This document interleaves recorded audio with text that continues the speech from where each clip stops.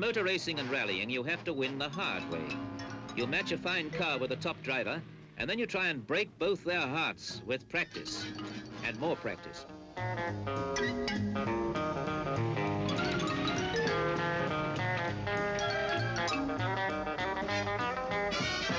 You set an uncompromising standard for engine, suspension, tires, and the whole complex of the car, and then you start practicing all over again. You turn your drivers loose in conditions like this test track where the British Army tries to break up its tanks.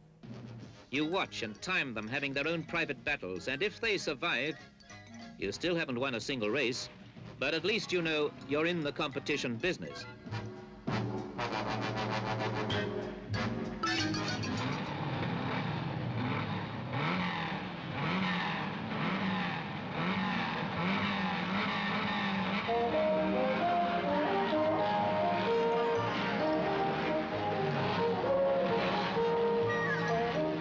Speed of almost 84 miles per hour, Jim Clark in a Cortina wins outright and takes a first in class, with the other Cortinas adding 2 and 3 and 4 to the classification.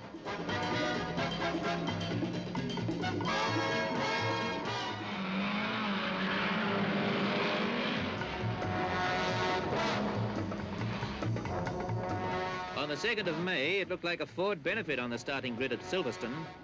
3 Galaxies, Jack Sears, Dan Gurney and Sir Gawain Bailey, flanked by Jim Clark in the impudent Cortina.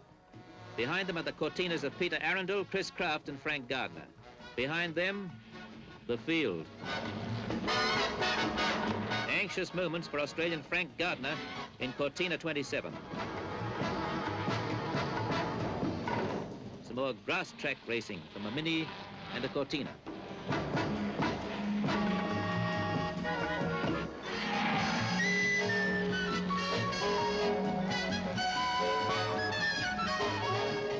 Silverstone logs another 1, 2, 3 in class for the Cortinas, and it's still early days of the season.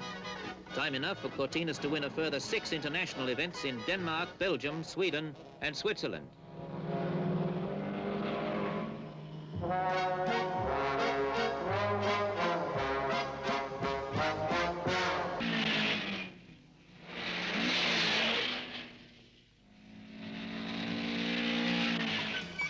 While the track events were hitting the springtime headlines, a team of work-centered Cortina set out to conquer Africa in the 1964 Safari Rally. And what a conquest that was.